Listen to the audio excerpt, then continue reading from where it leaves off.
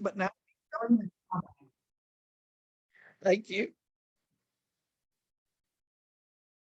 I always know it's probably going to be like that when I do things by habit so much, like fixing coughing and so forth, and if I miss something in the, it's like, okay, the rest of the day is going to be, if I just get distracted one little bit, that's it. Okay, let's ask the Lord's blessing on us. Thank you, Lord, that you have allowed us as very unable people to enjoy and study and fellowship around your word and Bible study. What a privilege. Thank you for telling us these stories to reveal to us who you are and how you're working in the world, even today. And the lessons that we read about and learn about from those books are applicable to us even today in our own nations around the world. I pray for each member of our group that you would give the benefit of having ears to hear so that we can absorb all the things that you want us to learn. In Jesus' name I pray. Amen. Okay, as I put there sort of a chronological overview, as we read the beginning of 1 Kings, first verse, chapter 1, verse 1, in your little book, they're set apart where the kings are, have some psalms in there as well, and I'll mention those as we go through, although they are probably written by, they think they're written about the events that happened here, but they may not have been written at this particular time. But we read that King David was old and advanced in age. Now, this is kind of startling from a certain perspective, because it is now about 973 BC, and David is about 68 years old. Not old, not even close to old, but he was old, and it really is not age so much as there's a lot of mileage on this guy. I'm sure you've known people who have lived the kind of life where they have, he started out fighting a giant and it just kept going from there. So he's 68 years old. He is probably housebound. Later, he will probably be bedbound. But at this point where we are, he is frail, sickly, and has to be taken care of. He was admitted to Jerusalem General Hospital with the inability to keep warm. And the doctor said, we need a beautiful woman to keep him warm. It had nothing to do with sexual activity. It was not even thought of that way. It was to try to increase his libido somewhat by valuing a beautiful woman, to try to get some blood pressure in the man, some body temperature in the man. It had to do with he was dying. He was in the process, probably heart failure. It could have been other things, but it's a very clear picture of congestive heart failure, for instance, and so forth. So what we need is a beautiful woman. So we're going to look all over Israel, have a beauty contest, and find a beautiful woman and bring her to keep the king warm. That's your job in life, keep the king warm. It was body to body contact that has always been the fastest way. If you have a baby, brand new newborn baby who has, they often have trouble keeping their body temperature when they're first born, put them right on the chest of mom or dad or someone, literally skin to skin. And that is the fastest way to heat somebody up whose blood circulation or body temperature can't be regulated. So that was the picture we have of this king of Israel who is physically not up to the task of being king. At this time, Solomon, his son, who he had already told would be the king, who would be the heir apparent, was 20, at least 20 years old, was married and had a child, a son, Rehoboam. We'll find out. And we read later on that when Rehoboam took the throne, he was 41 years old. So that he would have been born about a year or so before Solomon took the throne, because he was on the throne for 40 years. So that's how that was figured out. But you can see it is not, I mean, it's not unusual. And when a king, and this is true even today in kingdoms, when a king is old and not doing well physically, they don't, until he's dead, he's the king. But they will often have the heir apparent co-regent with the king to do the sort of day-to-day affairs and keep things going, and also to learn. We see that right now in the kingdom of Saudi Arabia. The king of Saudi Arabia is not doing well at all. He's been ill for some time. And the heir apparent is the one who travels, or when you go to see the king, you go and talk to him, because he's doing the work of the king, but he's not the king until the king dies. Does that make sense? And that was typical in all of these kingdoms. So it is now apparent in the kingdom of Israel that David is not doing well and that he will be dying very soon. So we have continuing instability. Remember, the last 20 years of David's life was turmoil in so many ways because of the sin with Bathsheba and Absalom trying to take over and his death and all kinds of things. Things had settled down somewhat and were pretty stable at this point. But here we have, what's going to happen? What's going to happen? And as always, when the king is going to die, there is the threat of, okay, it's my turn to be king. I'm now the oldest son. And that's what Adonijah, the fourth son of David, to come into view. He would have been the third or fourth in age as well, born in Hebron back when David first, before he actually came to Jerusalem and so forth.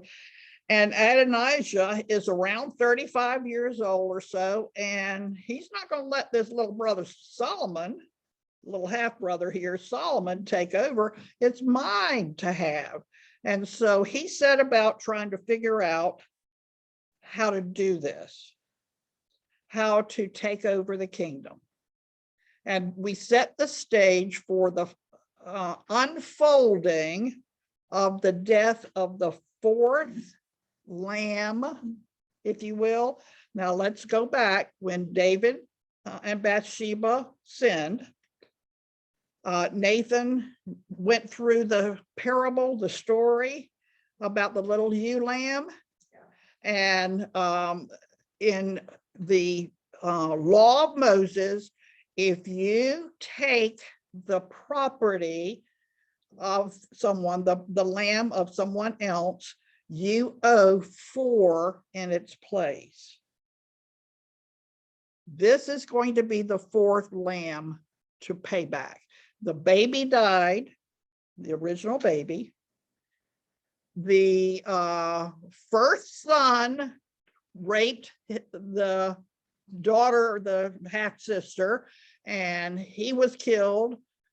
Absalom was killed in battle by Joab, and this is now going to be, and we read about this in the beginning, and I'm not going to go through all of those things, but we see that right from the very beginning, Solomon is faced with, again, very big challenges, significant challenges. This is family. This is his brother, his half-brother, his big half-brother, whom he's known all of his whole life. And Solomon has been raised in the palace, highly educated by now, used to having everything provided for him, never had a hardship ever. And he is a very different lifestyle than Adonijah would have had. But anyway, Adonijah says, I'm going to be the king. And he sets out about to do it. And so he needs people on his side, and he gets Joab. And we all know that Joab was who was very loyal to David many times, but he had been replaced by David to try to bring peace in the kingdom. Had been replaced by Zadok. I mean, not Zadok, he was a priest. He had been replaced, I'll come to it in a minute. It's another one of those A names. There's like 50 A names, and I can't keep them all straight. But anyway, he was replaced as the chief of the troops. And so he had his nose out of joint there because of that. And Abiathar was the priest that sided with Adonijah. Abiathar had been a priest, the only surviving priest of the massacre at Nob, when Saul killed all of those priests, all 84 of them. He was the only survivor, and he had been with David from that point on. So many years he had been with David, probably 45 years or so he had been with David. He was the last surviving member of Eli's line. Now, what was the statement of prophecy that would happen to Eli's family? They would be wiped out, and that priesthood line would no longer be there. It was replaced by Zadok, which is still the priestly line for those in Israel who keep up with those things. And then, we also had he had a couple or three people on his side. So you have Adonijah on one side, and he goes and gets himself declared king, has a big party. And if you look on your map that I gave you, you can see the little map of locations of places. I mean, it just is a little easier to see, but it's the map that has it's just an outline of the area of Jerusalem there.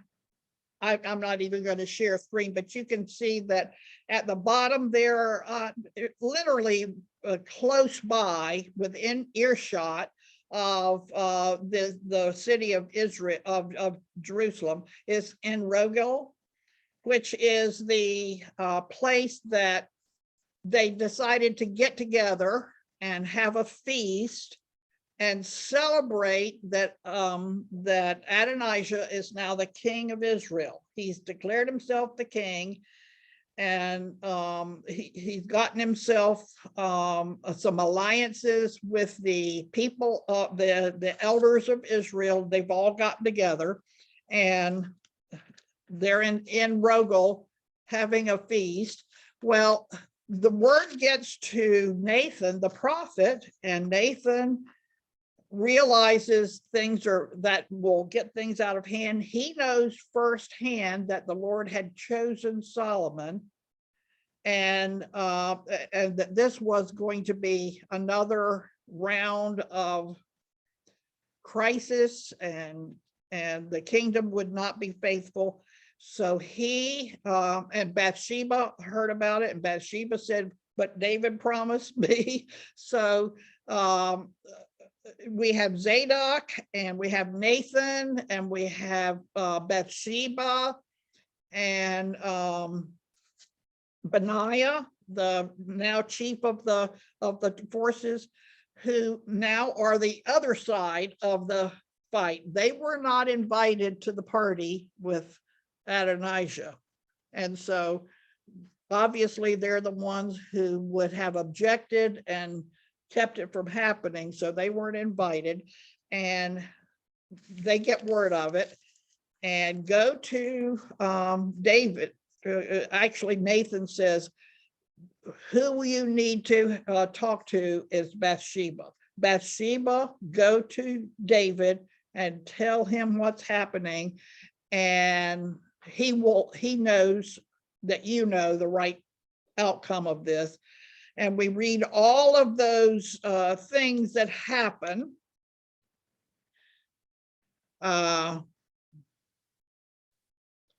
Let me see.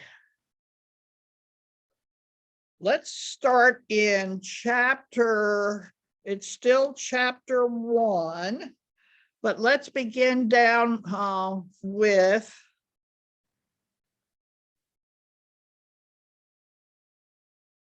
Nathan and Zadok and Benaiah going to David. Verse 28, King David, when they came to him, King David responded by saying, call in Bathsheba for me. So she came into, and the king swore an oath and said, as the Lord lives, who has redeemed my life from every difficulty, just as I swore to you, Bathsheba, by the Lord God of Israel, your son Solomon is to become king after me, and he is the one who is to sit on my throne and my place. That is exactly what I will do this very day. So David, who is still the king, has the authority of the king, sets into motion, using those who are loyal to him, to get Solomon anointed. Because once he is officially anointed by the priest, who will be Zadok, who is the priest, the chief priest in Jerusalem at this point, if he is anointed, he is the king. That's essentially crowning the king if you're anointed.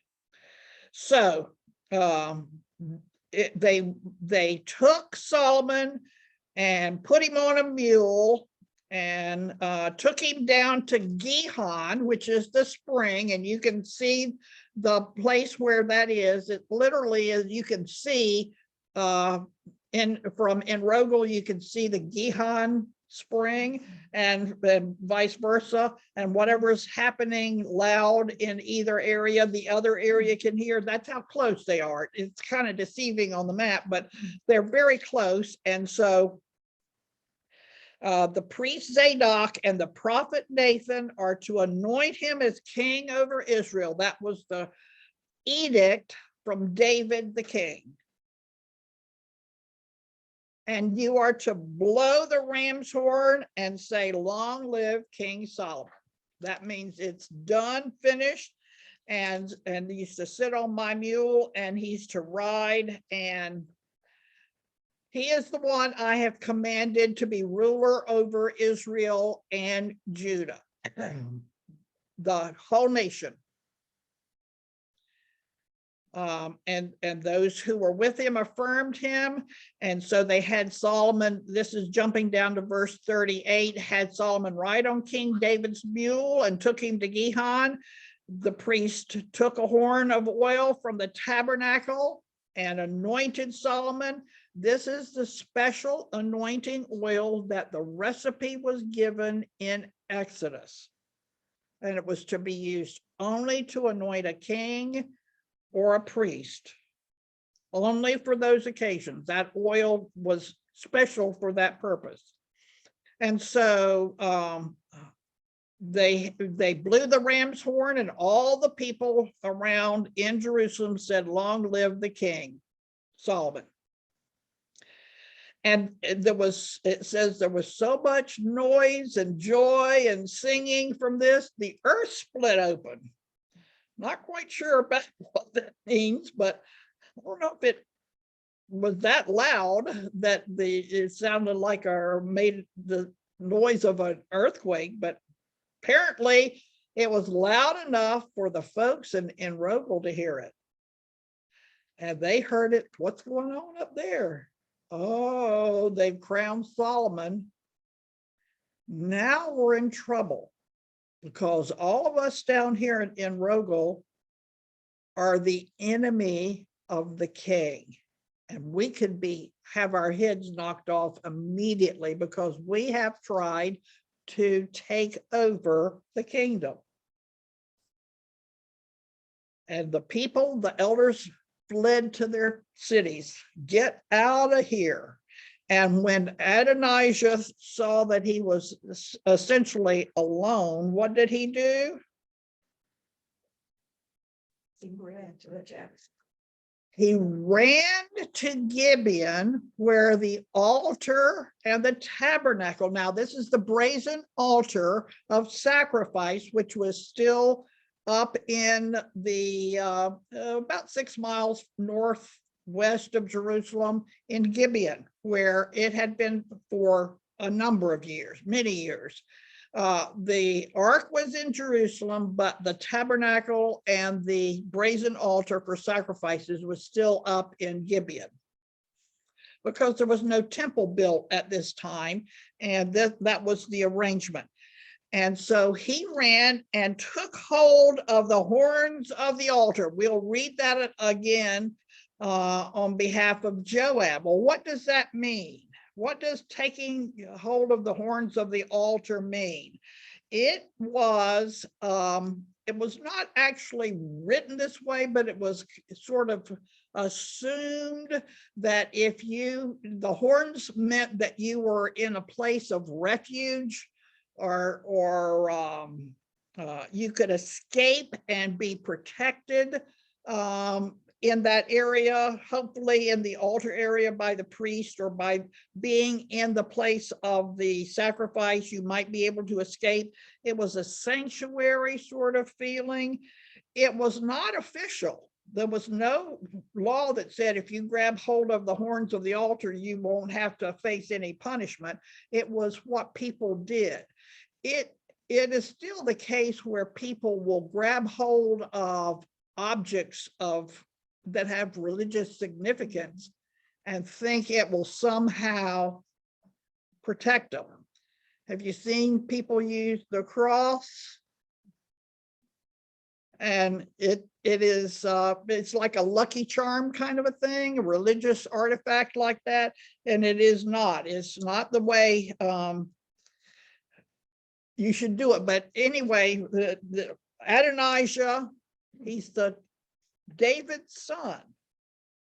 He's part of the royal family, and David gave him a little leeway, and Solomon did as well, since but he said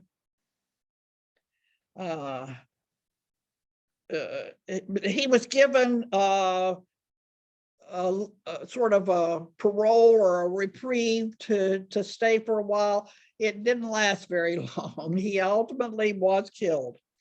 Okay, we'll see the others. I don't want to spend any more time on that, but look at chapter 2 now. There has been intrigue, but Solomon has been anointed.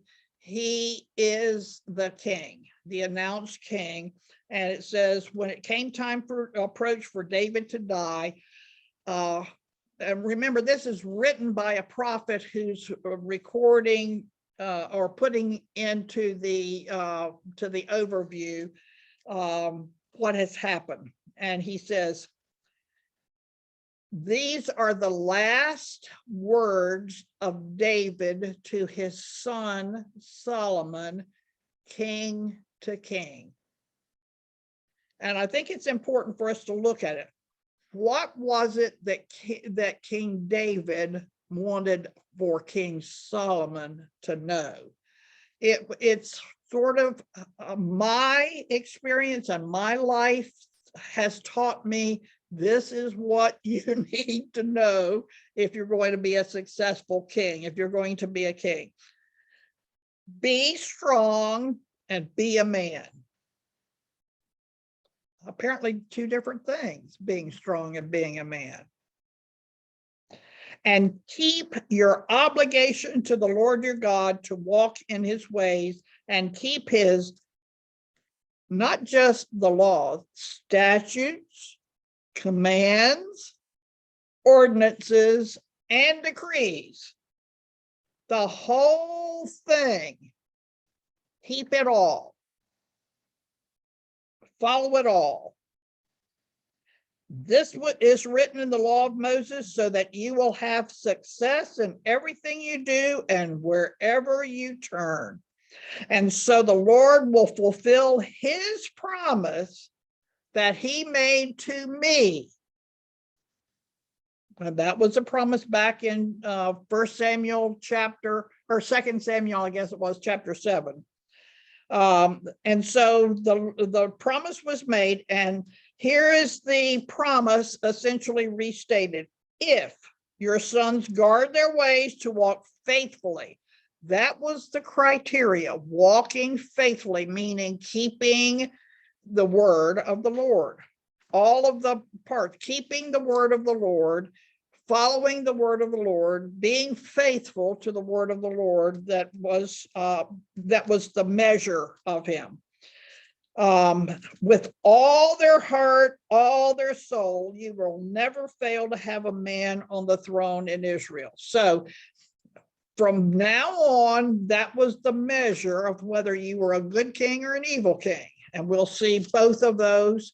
And it'll turn out that there are only, in these books, there are only 8 kings that measure up out of 40 kings that follow David or follow Solomon.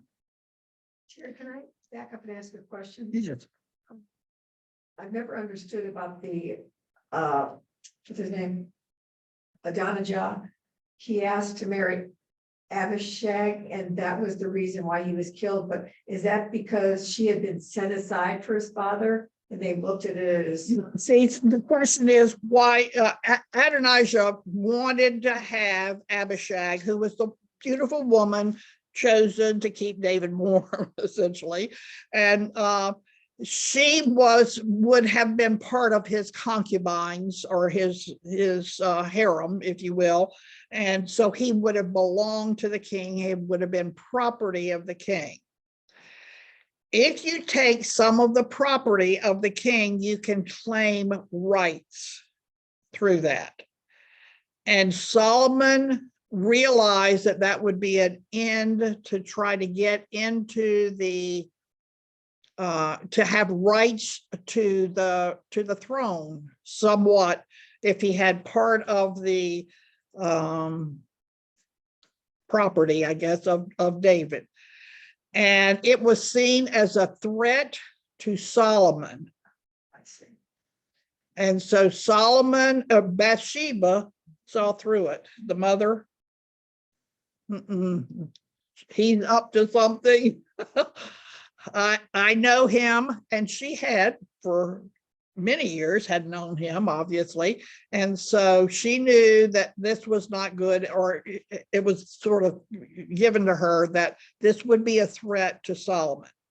And she's going to not let anything threaten his power, his throne, the solidarity of the throne. And so he would have to be killed because of it. So she understood that once that was presented, that that's the way Solomon would respond. Yes. That's Yes. interesting. Yeah. And he rewarded his mother by seating her at his right hand, which means that she was a counselor to him, probably for the rest of her life, which is kind of interesting. Bathsheba had a very big, long, important heritage as a daughter of Eliam, who was one of David's 30, as well as the wife of Uriah, her first husband, Uriah. And so Nathan knew all of this, and I think that he saw in her more than just an ordinary wife of David, more than just an ordinary type person. He must have seen, and he protected Bathsheba because he knew the story from the very, very beginning as the prophet. It's a very interesting and mysterious relationship between David and Bathsheba that I think would be interesting if there was more about it in the scripture, but we just don't have it. So anything we say about it would be conjecture. What I wanted to do was come to the point where in chapter 2, continuing in chapter 2, all the way down to the end of verse 46. Things have been settled out. Joab is out of the way. Shimei is out of the way. Adonijah is out of the way. The threats to the throne have been taken care of. There's no more threat to insurrection apparent. And things are settled now that Solomon is the king, and Israel has accepted that. All throughout Israel has accepted that. And that means that the throne is established. And that is the point. So the kingdom was established in Solomon's hand. In order to be a king, you must have had your kingdom established. You have to be recognized and your power and authority as king recognized by everyone in the kingdom. You can't have people who are behind your back trying to usurp authority from you in any way. You have to be established as a king. And we will see that as recorded through the rest of Kings, both the first and second Kings. So the throne was established. There are times in some of the kingship that it lasted a month before somebody else overthrew them. So you need to have an established throne. Psalms 37 is included in your little book at this point. It is a Psalm of David, but it is included in chronologically in our little chronological book at this point. I'm not sure what page it is in your little book. I don't have it written down here, but it follows that chapter. And that's the chapter that includes David's death and Solomon coming.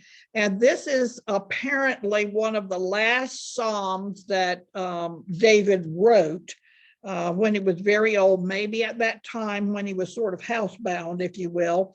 But notice a couple of things that I think he passed on to his son. Look at 23, verse 23 of Psalm 37.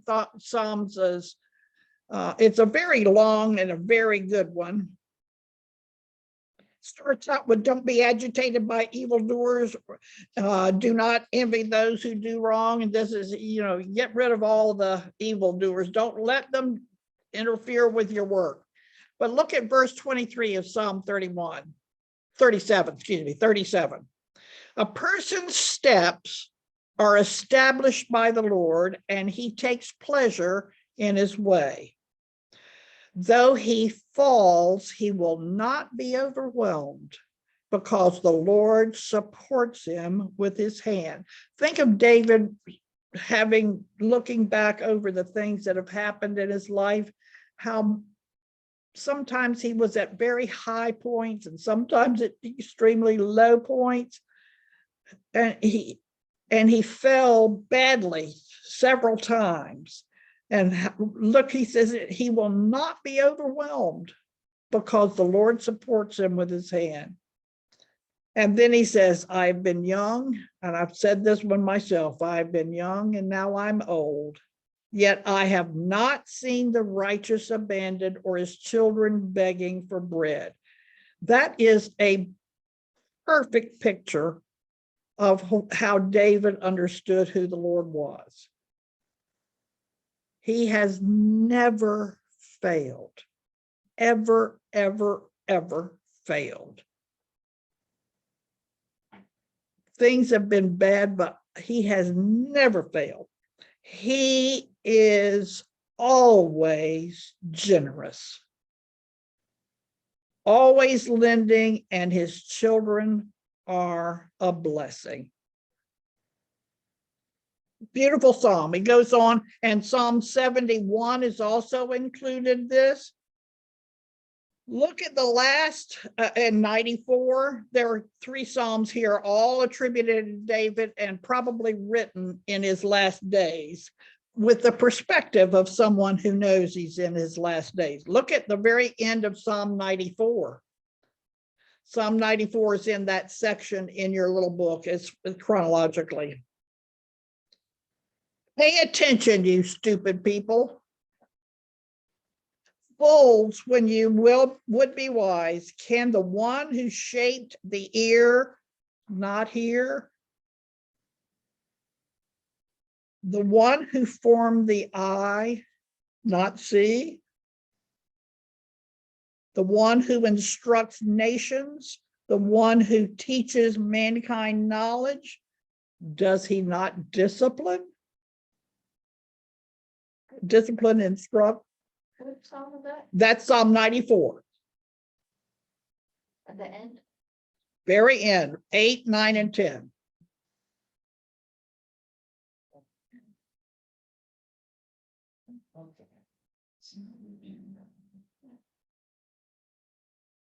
It just happens to be chronologically included in your little chronological book. That's why they're there.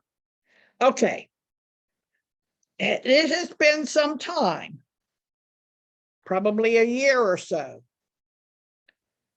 Solomon has gotten all of the problems sort of put out of the palace now, and it's time to settle down and be king. And that's what he does. And so in 1 Kings chapter 3, what's the first thing we read? It's kind of like, oh no, here we go again.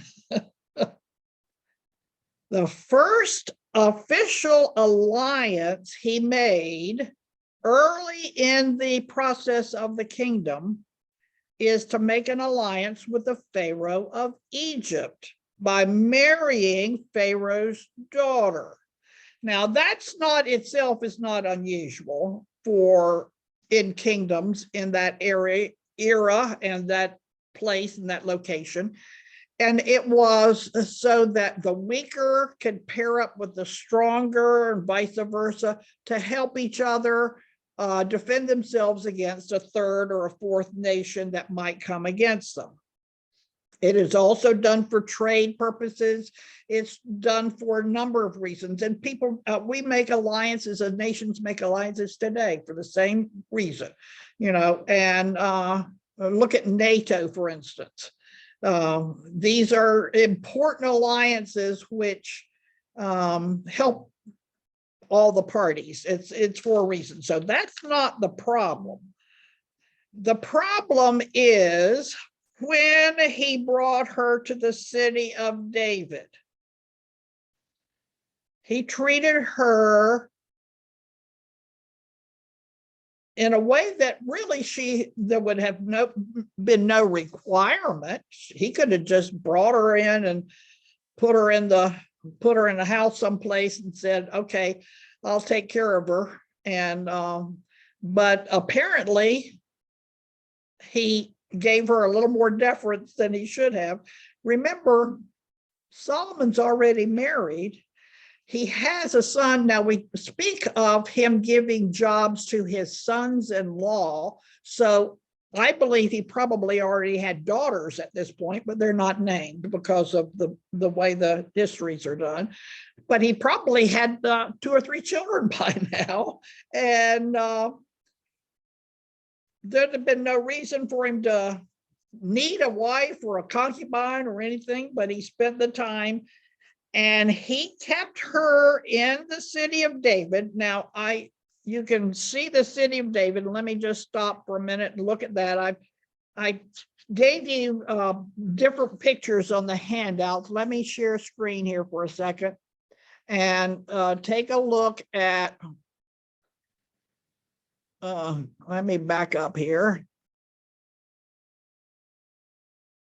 to the shape of the city itself.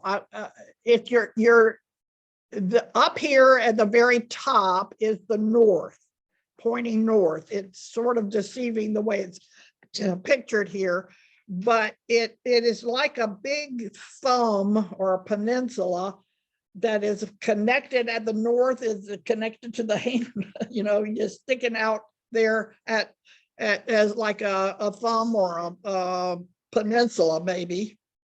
This one happens to have the temple already in it, but at this point, there's no temple. It has divided on both sides by very deep valleys, so that you have to really climb quite a bit to get up. But the city of David is this small inner area here below the area of the Temple Mount. And this would have the palace in it. It would have the people who were royalty would have their homes and so forth.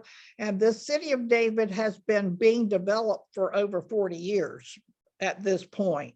It is well established, and the people who live there are in stone home, brick homes and so forth. And it's a very nice area. And it's called the city of David because that's what he established when he first took over from the Jebusites, the city of Jerusalem. But it says he kept this woman here, this daughter of Pharaoh, in the city of David until what? 3 things had to be built. The first thing was his palace. The second thing was the Lord's temple. And the third thing was the wall surrounding Jerusalem. And it would be not quite this large outer wall, but the more of the inner wall area, which eventually would include Mount Moriah. So why do you have to have a wall around a city? It's also part of the defenses. And the city had expanded quite a bit from when the Jebusites were there that would have had a wall around it. And so you have to have a big expanded wall to include all of the area that has now been developed. So you've got 3 massive building projects, only one of which has been paid for. That's the temple. And he knew his father had set aside money and gold and silver and all kinds of stuff in the preparation of building that temple. But he had other projects, and that's going to cost money, and that's going to be our problem, as we see coming up. So it does say people were worshiping in the high places. Let me just speak to that because we read high places all the way back from Joshua, actually. High places were literally places up in the air, in the top of hills or in the top of areas that you could see out and were close to God, so to speak. And they were many times idol worshiping places by the Canaanites. When the Israelites took over, they would take away the idols, but keep the place. It usually had some sort of a shelter, and they would build altars and so forth. And remember, there was no temple at this point. So people would build these high places or or worship at these high places, offer their sacrifices at these high places. And that's where they were sacrificing now. They should have come to the one at Gibeon, but they didn't all come. They had their own places often that they would. And it just stipulates they were doing this because there was no temple at this point. And then we are told that Solomon loved the Lord by walking in his statutes of his father, but he also sacrificed and burned incense on the high places. Where did David worship? Like 10. In that tent where the ark was, the place that he had made. Zadok was there most of the time. There was not an altar for sacrifices there, but it was a place of worship.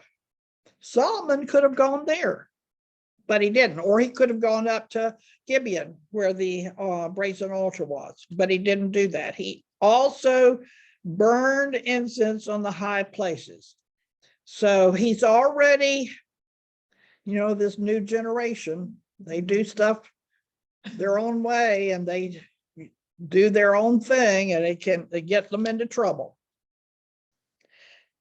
Now, Gibeon was also a high place, but Gibeon was likely the high place that Samuel had made specifically to have a place to offer sacrifices, because it was near the tabernacle at this point where people could go. And so Gibeon was considered to be a central and a famous high place.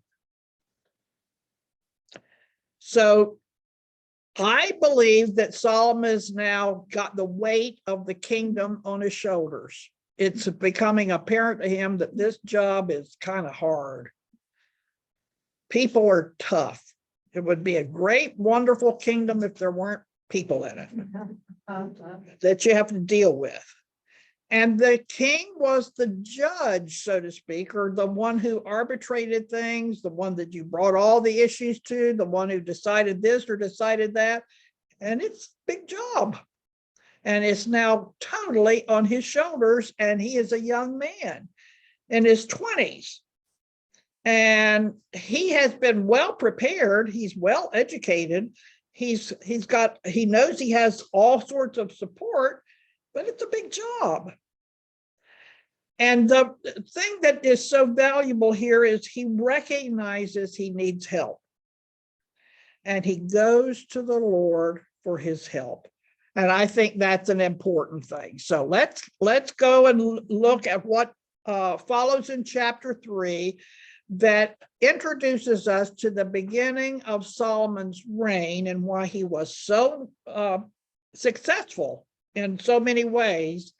And this is before he builds the temple or begins to build the temple. So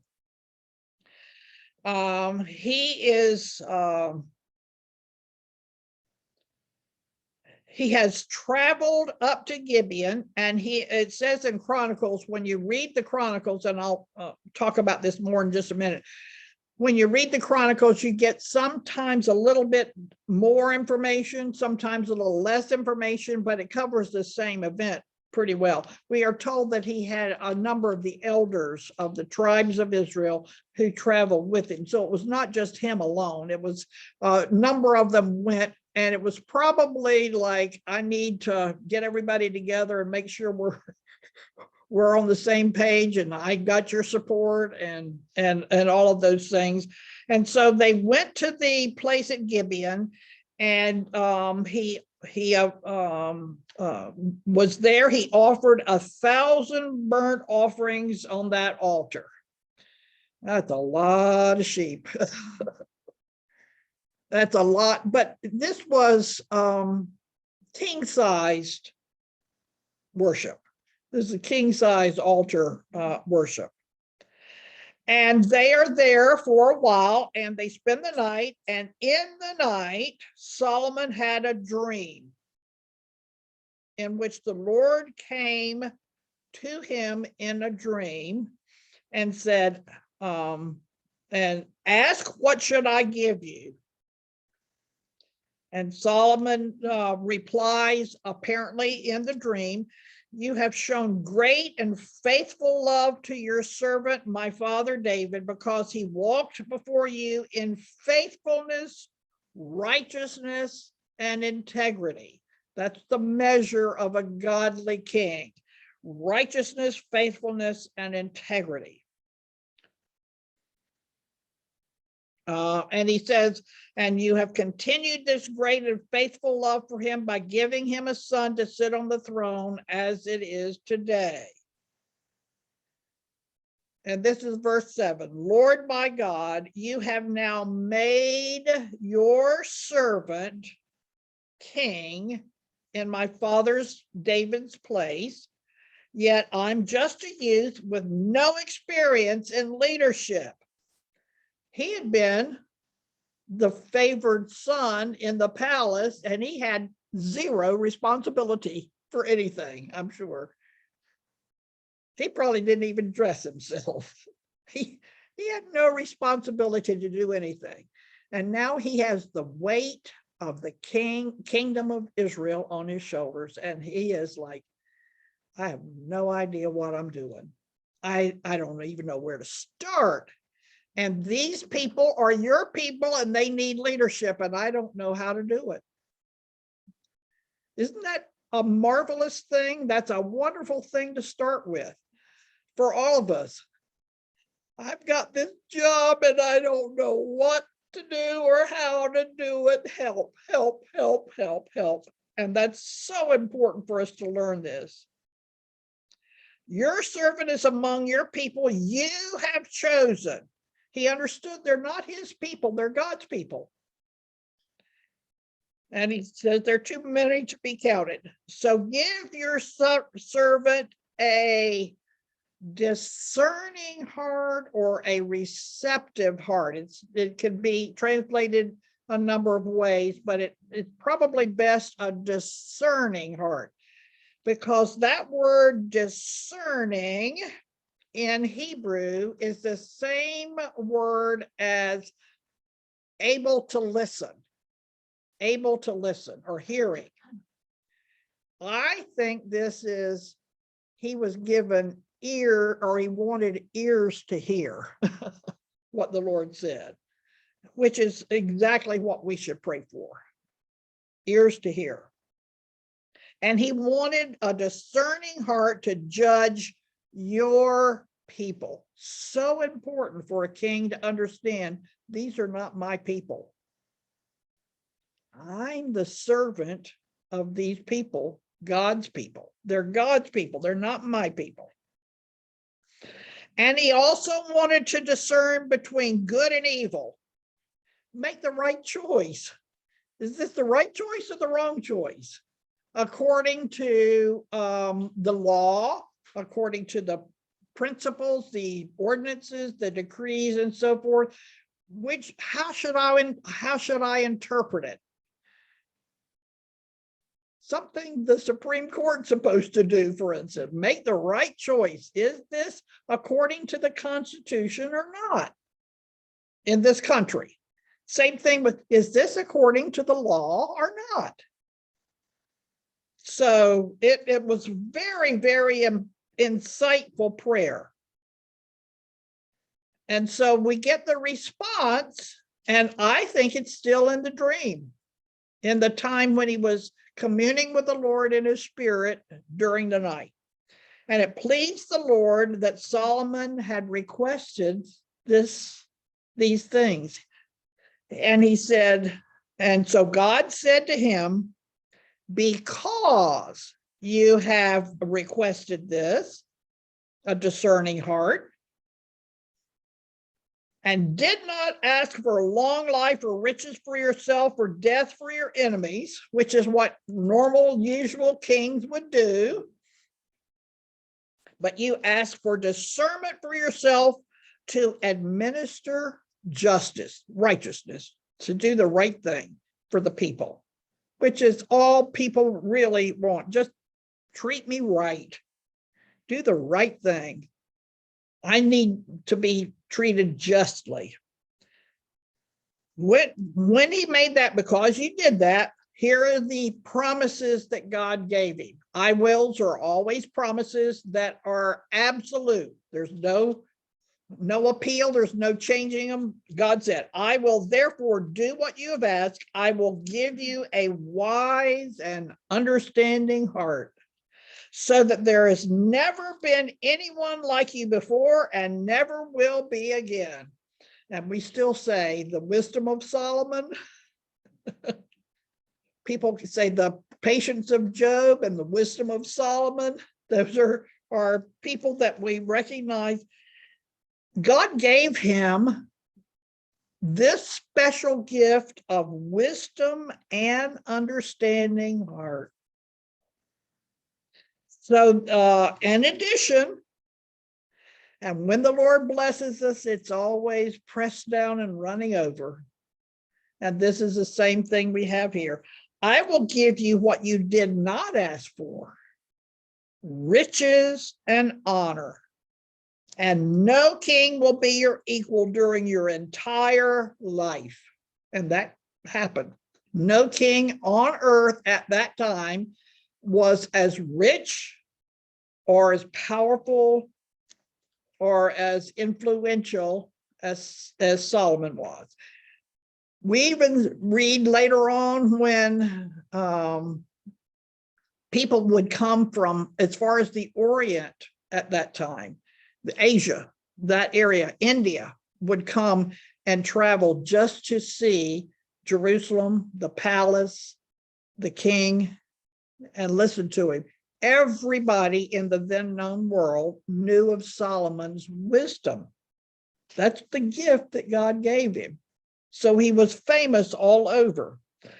And then there's another if there. If you walk in my ways and keep my statutes and commandments, just as your father did, David did, I will give you a long life. So he's got many promises there. The discerning heart, this is when you do the Hebrew study, a word study for that word that means discerning heart. It is called the Shema heart. Anybody remember what the Shema was? Shama, the Shema. Deuteronomy 6. Hear, O Israel. Anybody remember the Shema? The Jews remember it. They say it every day. The Lord is one, and we will love the Lord with all our hearts, all our souls, and all our minds. Strength. The Shema heart. This literally means a heart that hears and understands. So Solomon asked for a hearing heart, and he got much more than that. He got a hearing heart, and he now had understanding, insight. He could exercise discernment. He was able to distinguish things that differ. He knows what is true and what is false, what is temporal and what is eternal, necessary for making the right choice to act wisely. Only a hearing heart can understand what the Lord says. And that's true for us. The Holy Spirit gives us ears to hear so we can understand what the word of the Lord is. So we read in the rest of chapter 3 some examples of how that looked in his life, how that discerning heart, that wise heart played out in the kingdom. And we see how he had the trials where people were brought to him with problems, and he had to sort out the issues. And we have the picture of the king and the two women with one baby, and which is and you read of that, which is one of the most widely known stories about it.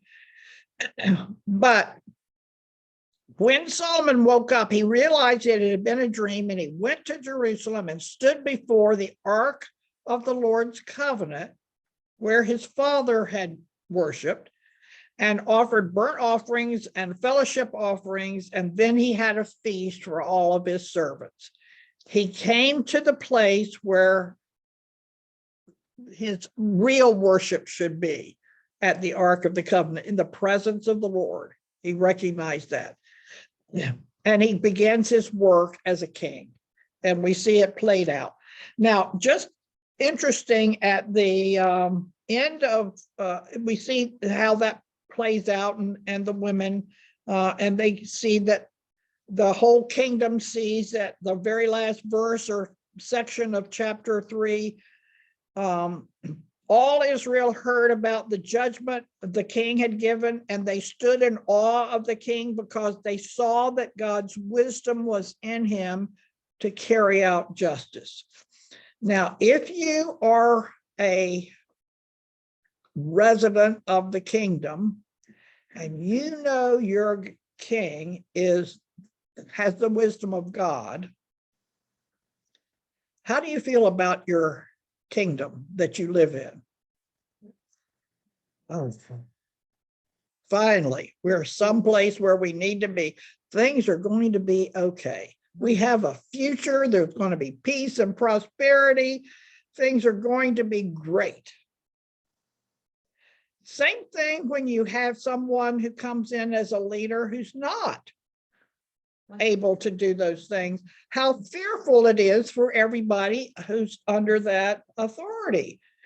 Something, oh no, it's not going to be okay. So it's terribly, terribly important that the king is blessed by the Lord like this, and that people recognize that the Lord is working through him.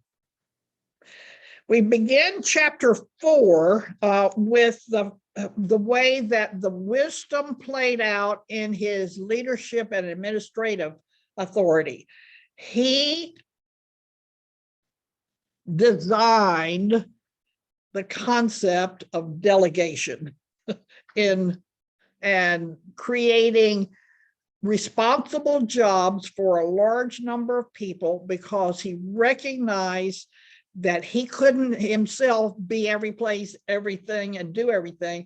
He would be the central authority, but he would send out through his people who were had specific jobs in the kingdom to do, and it worked extremely well.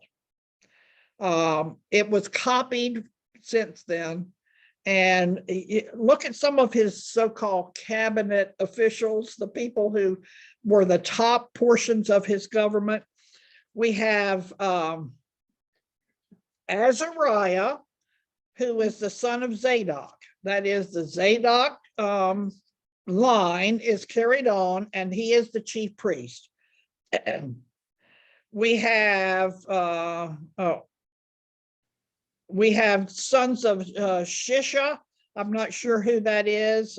Secretaries, Jehoshaphat, historian. We had some of those offices before, but we have, let me get to the,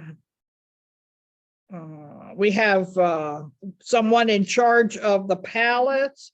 We have Zabud, the son of Nathan, a priest and advisor to the king. And we have Adoniram, that's the last one listed there in verse 7. He was in charge of forced labor. Now, who's doing the forced labor? We see how these were people who were not Jews, but who were residents in Israel. They could have been from all the nations around. These were people who lived in Israel, probably had lived for many years. Some might have been even from the Canaanite origins. And these were people who were not Jews, but lived in Israel. And there were, and we see that they're numbered later on. But he was put in charge of the public works department, I guess you would call it. He's going to become the most hated man in Israel because he makes everybody work to do the building. Remember those three things that had to be built? A really big palace, a really big temple, and a wall. Somebody's got to do all that work. And it's not going to be, at first, it's not going to be the Jews, the Jewish people. It's going to be everybody else. Now we have two classes of people almost immediately. When you have that, what happens? Clash. Warfare. And we're going to see. Do you see that bringing in a foreign wife and making people who do not have skin in the game do the building for the kingdom? You can see how it begins. But the civil government is established well. It is highly organized, and it is very effective. It works very, very well. He chose good leaders and capable people, and it was because of his wisdom. And they used their talents to serve the Lord. And you see that you had commissions that would be all over. He created what were called deputies.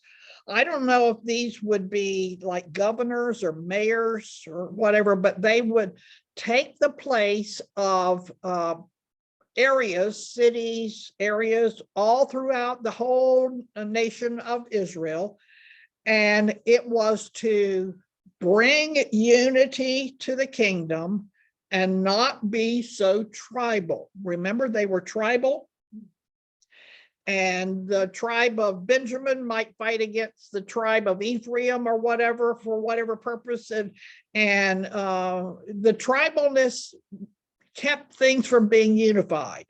And so in order for it to be a unified kingdom, he put deputies, which were assigned, and they would report to him for whatever instruction he gave. But they had one other job. They had to collect taxes.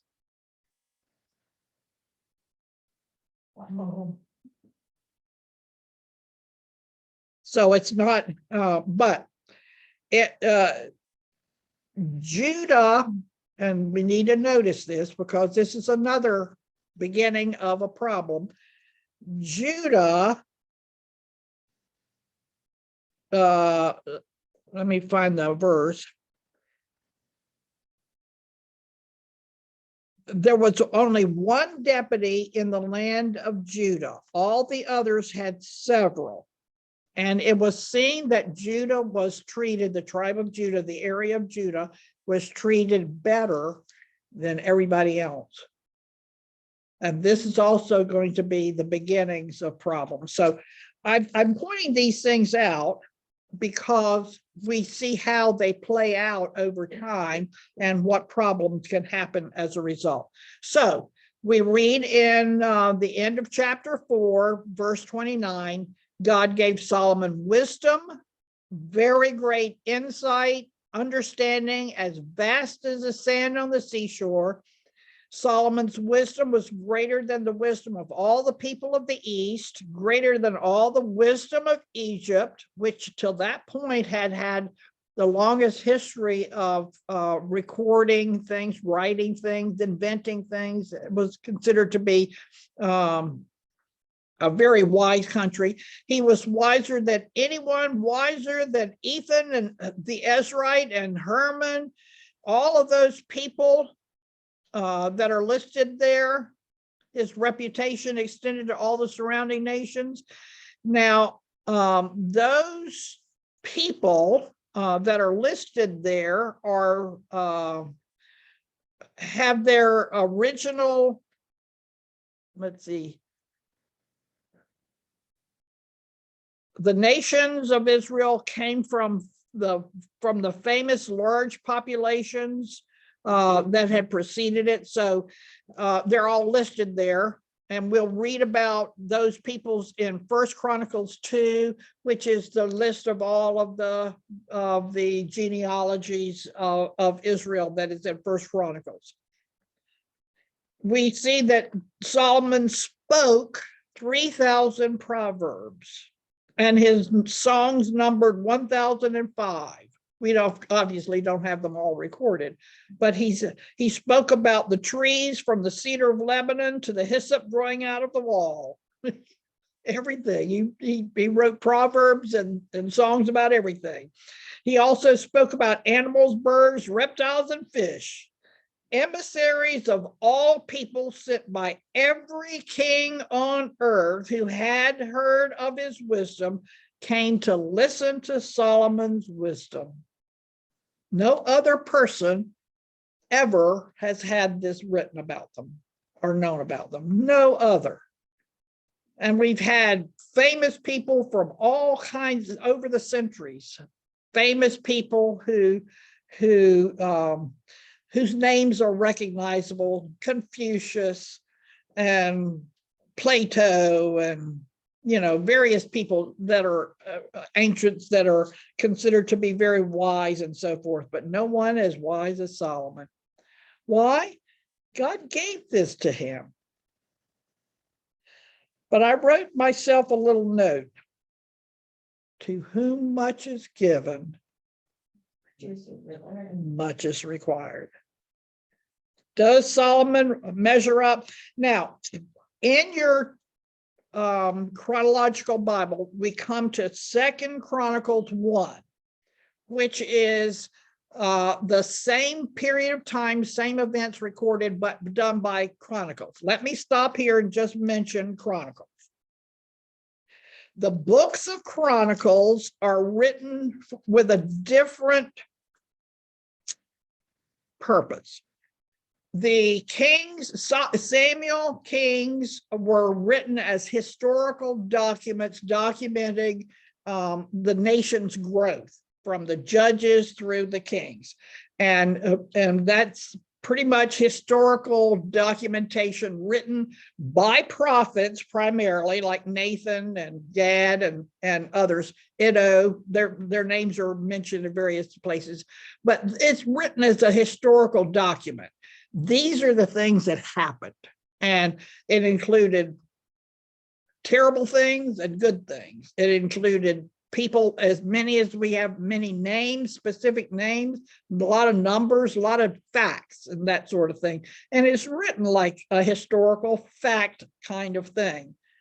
Chronicles, and we just say it's written by the chronicler because we're not sure exactly. Oh, by the way, the Kings, as I said, the books of the 2 books of the Kings was written over about 430 years of history. So it couldn't have been written by one person.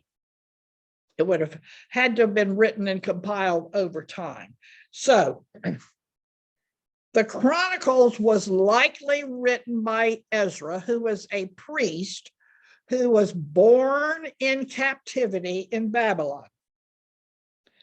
He grew up and was part of the priestly line, remained a priest, a faithful priest all through the captivity. And when the captivity finished and Cyrus let him go, he was not the first wave that came out, but the second wave that came out of captivity back to Israel.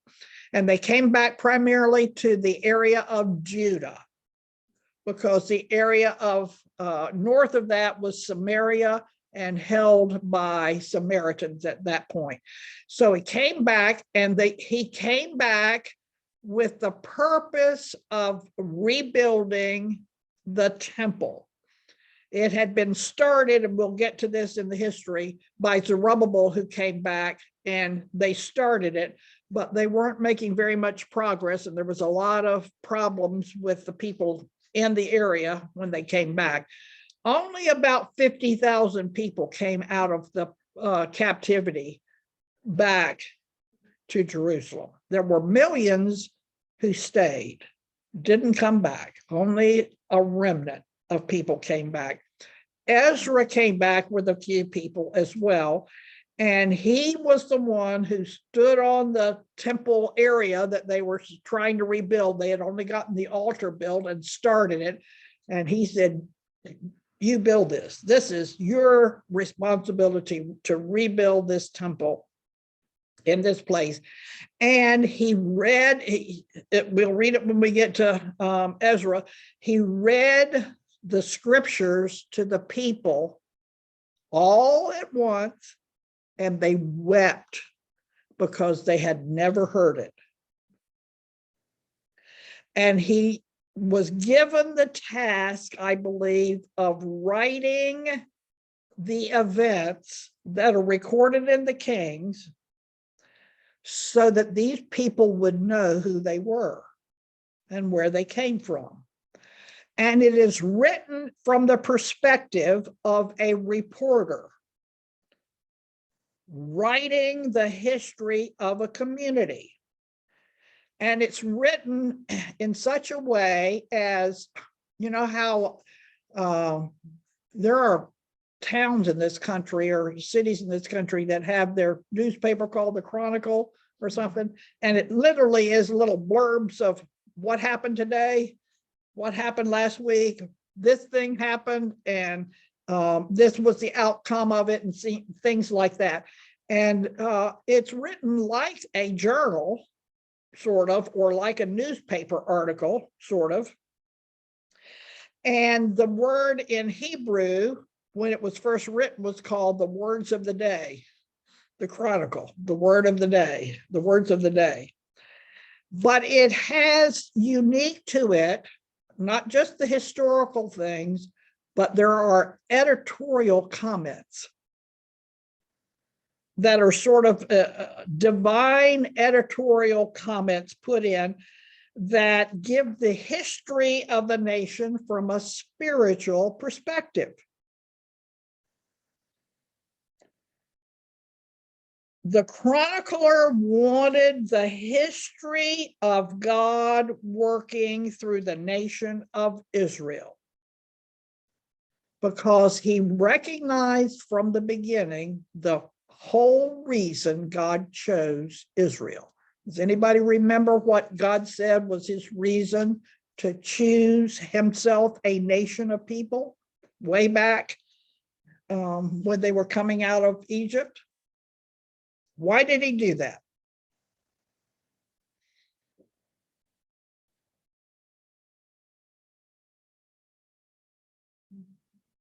I can't hear you. I see your lips moving. To show the nations that there is a God, yes. How did he do that? I'm going to make you a nation of priests. What is the function of a priest? Bring the people To show people God, who God is. Ladies, the church are called the priesthood of believers. Why? We're supposed to show people who Jesus is. That's our job. And who do we show? Who was Israel to show who God is? The entire world. They failed to do it. Obviously, we see that. But why did they fail to do it? Why did they not want to, or where did they go wrong? It was the king's job to make sure that the nation did its job, but they didn't do it very well either. Remember, Solomon was given wisdom better than everybody else. Why? To show the rest of the world what God can do with a person if they will allow him to work through them for a purpose. It wasn't just to make Solomon a smart guy. It was to show the world who God is. The whole point of it. So why have, and so the Chronicles wants to say, this is why we were chosen as a nation. This is where we went wrong, the Chronicles. This is where we went wrong. But this is how God treated us anyway. He brought back a remnant for himself to carry on the work, which was through that nation would come the Messiah. The Apostle Paul says, Israel messed up very badly, but it had two jobs which it was faithful for and which it remained for. One was it was given charge of taking care of the scriptures. All of the Old Testament books they took care of, from Moses all the way, and the Chronicles in the Hebrew Bible is the last, it's the revelation position in the Hebrew Bible. It's the last book included. And through them, the Messiah was promised. And we had to have a faithful woman, Mary, who would be seen as faithful to be the mother. So it is also written from that priesthood perspective. Ezra, being a priest, wrote it from priest. It's our job to show the world who God is. That's our job. Nobody's going to know who he is unless we show them. And that, I think, is the most instructive thing we can get from these sections here in the historical things. You will see how the same events that we just read about are recorded in the Chronicles. Look at how much less is told in the overnight vision, I guess, that the Lord had given to Solomon. It just really, it just has, ask what shall I give you? And Solomon says and it goes through, grant me wisdom and so forth. And it sort of repeats it. And that's pretty much that story. The idea is, this is what God did, but this is why. This is why. And then we have the picture of Solomon organizing the kingdom is there, but it also says in Chronicles, but it's not recorded the same way in the Kings. Solomon accumulated 1,400 chariots and 12,000 horsemen, which he stationed in the chariot cities, and some of them have been excavated archaeologically and are found, with the kings in Jerusalem. He made gold and silver as common in Jerusalem as stones.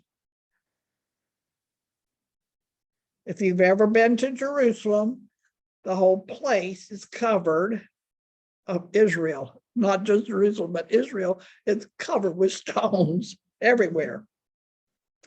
And he made cedar as abundant as the sycamore in the Judean foothills. Cedar is the tree that would be used for the building. Solomon's horses came from Egypt and Q, which is just south of Egypt, Arabian type horses. And the king's traders would give them, in other words, it records that Solomon was a horse trader. That's how he made money. He sold horses and chariots to other nations. Weapons trader. That was their military might. Chariots and horses was how you fought battles back then. And if you had a lot of them, you were better in the battle than the one who didn't have as many. So if you were a king, you wanted to buy as many as you could afford to buy in your nation. And Solomon was the trader of chariots and horses. I just think that's amazing. Look at all the things we've learned about Solomon. And the temple hasn't even been started yet. It hasn't even been started yet. There is a psalm that is accredited to Solomon listed here in your chronological reading, Psalm 72. Pretty long psalm there. Accredited to Solomon. It's not, I don't know of what time or what particularly might have been the reason why this one was. But he begins out, God, give your justice to the king and your righteousness to the king's son. He will judge your people with righteousness and your afflicted ones with justice. So it seems that this psalm might have been written after his encounter with the Lord and the promises that the Lord had given him. But he, in verses 12 through 14 of Psalm 72, he has the prayer that the king will be blessed. For he will rescue the poor who cry out and the afflicted who have no helper. He will have pity on the poor and the helpless and save the lives of the poor. He will redeem them from oppression and violence, for their lives are precious in his sight. So,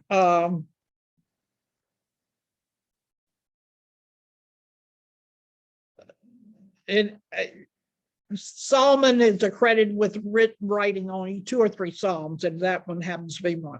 So, the promise given to Abraham, original covenant with Abraham, included that there would be a nation of people that would come from Abraham and would bless the whole world. That happened, didn't it, with Solomon? It blessed the whole then known world.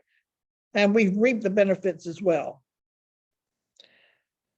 It looks like this may have also been part of the Messianic Psalms, which we'll get to at another time.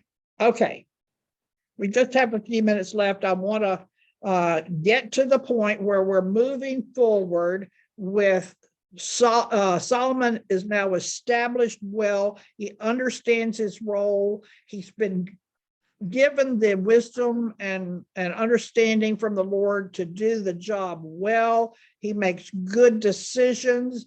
There is peace and prosperity like it had never been known in any kingdom on the planet to this point. It was amazing. In the 4th year, we're told, that he began to build a temple for the name of the Lord. Now, we'll spend more time on that next week when we talk about the temple itself and its building, but it was built for the name of the Lord. Now, what does that mean? To build a temple for the name of the Lord. When you build a building and put your name on emblazoned on it, it's to sort of show who you are, how important you are. There's a big high rise in downtown New York City, and emblazoned on the top of it says Trump. On purpose. It's just called Trump because it's a lavish, a lot of gold and lavishness to it says who he is, who he wants people to see him as, right? So what is a temple built to the name of the Lord? It expresses who he is. It's supposed to be a building that expresses how glorious he is, how wonderful he is, how magnificent he is, all of his glory and splendor and so forth, right? And I think that was in Solomon's mind. He understood that concept of making things marvelous and glorious as a way of showing who God is. So let's see. in chapter 6 of First Kings, we have in chapter 5, we have him making arrangements with Hiram. Maybe I should go stop here just for a second before we go to 6. Chapter 5, let me share screen just for a second, because I kind of think this is kind of neat. Okay. On your one that looks like this, and this is, you see the whole thing. Hiram, King Hiram of Tyre, that's here in Tyre, which is today Lebanon. And there's a city called Tyre now, and it has had a very long history. Tyre was actually an island right off the coast of at that time, Phoenicia. And it was a very large port and had already since long ago had been sending ships out across the Mediterranean, probably had gone out around Spain and around the North Africa and so forth. It was a well-known seafaring, shipbuilding area. And they happened to be, that Phoenicia happened to be very rich in cypress timber. Cypress was not available in the nation of Israel. Cedar was, but not cypress. Now, what was good about cypress? Critters don't bite it, don't eat it. So it's almost indestructible. It doesn't get little worms and bugs and termites and things, don't get in there. It has a resin which makes it waterproof essentially and bug proof. And so it's very long lasting. And Solomon wanted to build a house for the name of the Lord, and it had to be the best of the best of the best of everything. And it was going to require some wood along with the stones and things that would be built. So he has to make a deal with Hiram, the king of Phoenicia, Tyre at that time, and he does. And they make a deal for, I'll give you all the cypress timber you want if you give me bushels of wheat and oil, gallons of oil and crushed olives. You know, I have this and I need that kind of bartering, which was done commonly throughout all. It is felt that this is the same Hiram that David knew. There had been an allegiance between David and Hiram, so he felt he could trust an alliance with Hiram at that time. But it says, so he purchased all of this stuff. Now, when you think about it, you've got to get tons and tons of logs from this point here in Lebanon to Jerusalem. It ain't going to go overland. Not possible.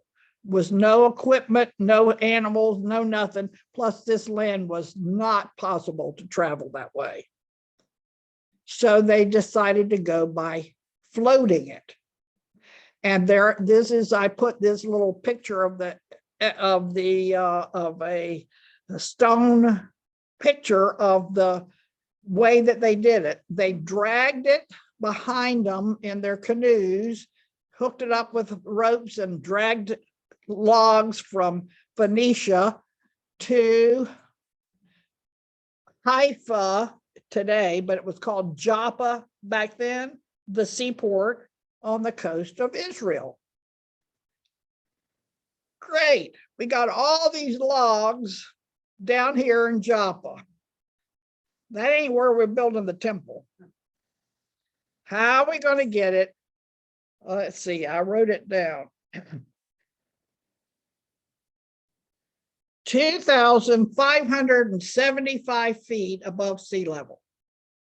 That's Jerusalem. Here's sea level. Jerusalem is on a hill, 2,575 feet up. And it is not easy to get from there. There are no roads because of the way the hills are. There are hills all through here. And then this is fairly flat fields and flat land here. But you've got to get up over these hills and up into Jerusalem. And you have to come in primarily from the north, because that's that thing that sticks down in between the deep valleys. So how are you going to do that? Well, it says you got to make people do this. They're not going to do this willingly. This is like, I have no idea how you're going to do that. Good luck, because there's no road. I did put a picture of the actual highway from Haifa to Jerusalem that exists today in Jerusalem. And it was built essentially along the same route that had to be built to bring these logs to Jerusalem, because this is the way the hill country divides. There's only a small area that you could get through to get to Jerusalem. So this was like a tremendous job to do. It would take 7 years to build this. We'll read that.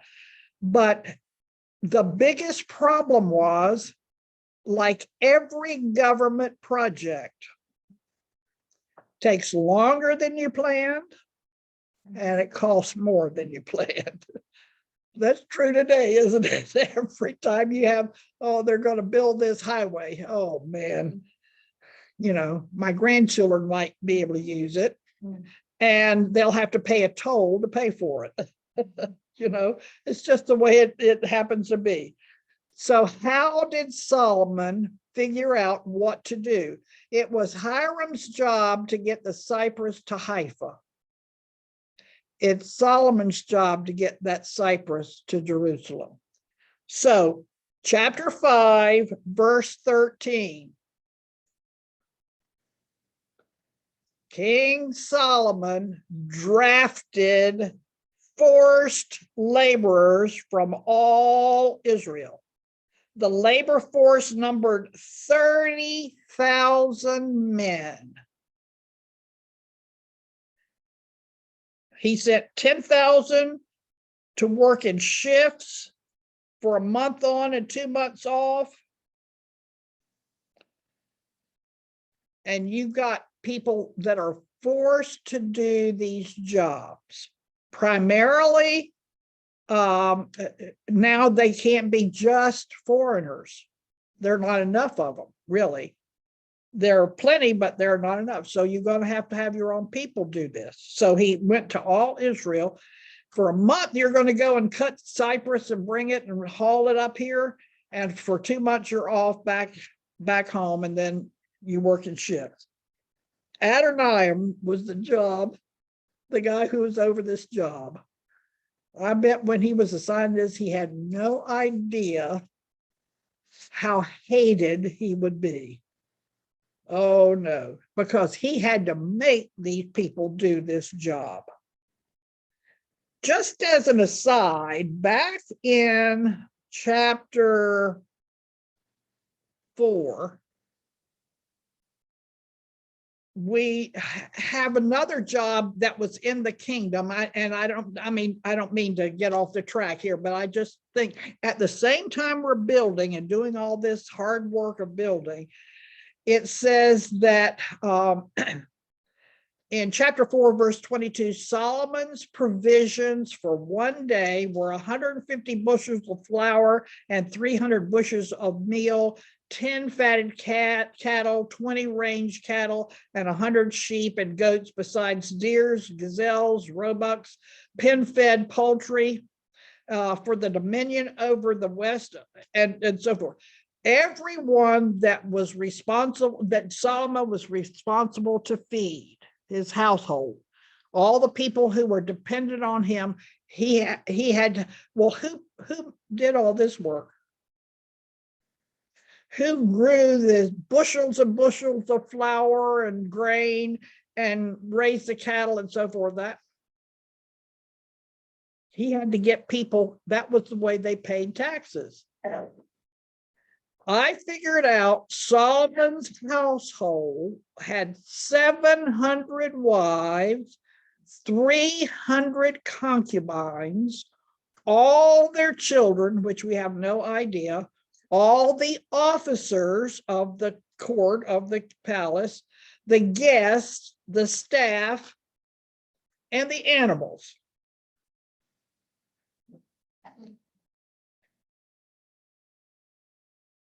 That's a lot of mouths to feed every day, every day.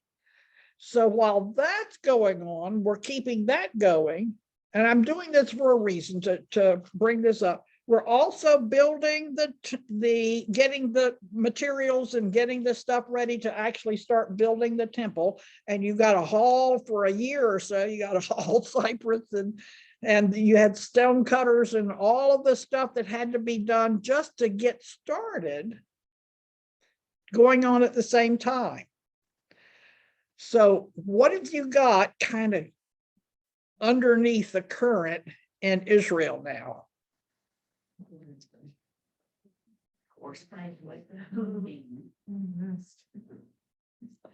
Not exactly how we thought it was going to be when we have all this prosperity and peace. This is not exactly what, but what is happening is the fulfillment of when Moses talked to the people of Israel before they went into the land. And he said in 12 and in 17 of Deuteronomy, he said, you're going to come to the point where you say, we want a king. Let me tell you about having a king. He's going to take everything you have for himself. That's the thing. You want a king, you'll get a king, but he's going to take everything you have. So you spend all your time feeding the king, hauling, getting stuff ready for the temple, and you've got to feed your own family, raise your own food and so forth, do your own business as well. Nothing ever changes under the sun. Nothing ever changed. Same thing, isn't it? It's very, very interesting. Well, it says these, they divided up, they have porters who are the ones who hauled all the stuff, 70,000 porters. That's a lot. Every one of those people have to be fed every day. They have to have a place to sleep. They're not in their homes, so they're going to have to be put up on people's land in between, all along that route for building. They've got to feed these people. They've got to take care of them. They've got to build the infrastructure for getting everything moved and so forth. You have 80,000 stone cutters and 3,300 supervisors. I love that. Haven't you ever seen road projects where the guys, you got all these supervisors kind of watching people work or making people work? No wonder Adoniram, Adoniram was the most hated guys. Then we get to chapter 6, and this is where we'll finish up today, because we're in the preparation now for building the temple. And it says the record is, and this is a very important part of the historical record, because everything is reckoned from this date, so that we understand it. And by the time we get to Solomon, we have pretty firm dates in history that match up with other things in the world, like Greece and Egypt and even India and China. They have in their historical documents, they have things that corroborate these dates. So Solomon began, this is chapter 6 of 1 Kings. Solomon began to build the temple for the Lord in the 480th year after the Israelites came out of the land of Egypt. We know that this year, or best we can know, is 966 BC. So if you add 480 years to that, you get the year 1446 BC, which is fairly consistent throughout most of the historical data, is the year they came out of Egypt after the Passover, 1446 BC. So for 480 years, they've been a nation, and they've moved through all the things that we've talked about in Joshua, in Judges, in Samuel, and up here to First Kings. All that history has taken place in 480 years. Not twice as long as we are as a nation. And look at how much stuff has happened in America in 250, 40 years. Kind of interesting.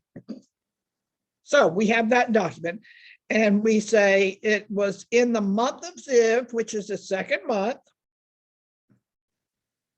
And then we have an overview description of how big it is, and sort of how it is designed, all the parts and the things, and we'll talk more about that. But this design, this architectural drawing, was given to David by the Lord, and David gave it to Solomon. And so Solomon is following the blueprint that was given to David, and he's following it exactly.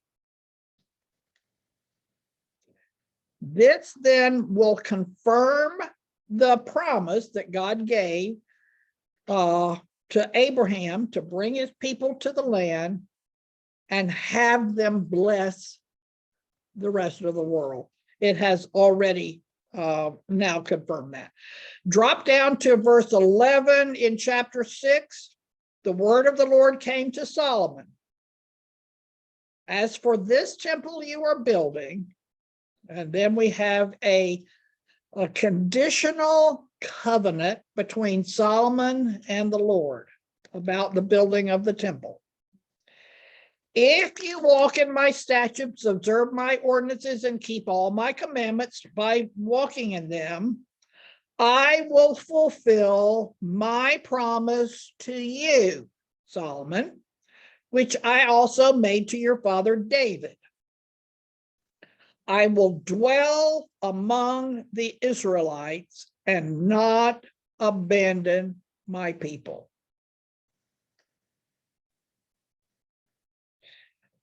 When they failed to walk in God's statutes and observe his ordinances and keep all his commandments, God left them. And we'll read about that when the cherubim take the Ark of the Covenant out of the temple in Ezekiel. That'll be down the road a few months. But that's what happened. This promise was only conditional on the faithfulness of the king.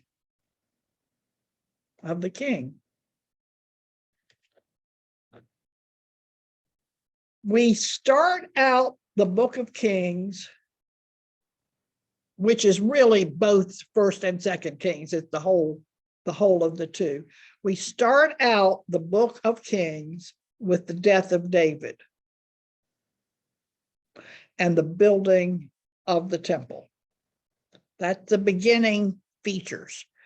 We end the book of Kings with the burning of the temple and the death of the king. The king doesn't survive. And there has not been a king in Israel since then. So the whole purpose of looking at the kings is to see everything started off pretty well, but it didn't stay, and it's based on this conditional covenant that God made. As long as you obey me, you keep the kingdom. If you disobey me, you lose the kingdom. And that's what happened. And it talks about, we'll talk more about the temple, the dedication primarily of the temple next week.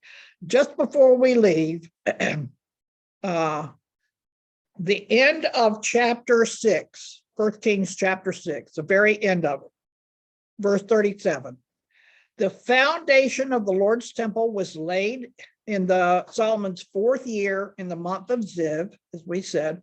In his 11th year in the month of Bul, which is the 8th month, the temple was completed in every detail and according to every specification. So he built it in 7 years. Took 7 years to build the temple. Probably a remarkable feat back then. Remember, there weren't any cranes and bulldozers and earth moving equipment and, rail lines and transportation hubs and there was none of that infrastructure. So this was quite a feat. And it was so magnificent that people from all over the world would come to see it. And that was the purpose. Okay, I'm going to finish up here. I would love to hear your thoughts and comments. And just in case anybody needs a book, I'll leave them here for you for the evening, and then also for coming up. If you want a book, you'll need to give me an address to mail it to, and it'll be $11 for mailing. And it's both the books, the 99 Essential Doctrines and the Scarlet Thread. Okay, I'm going to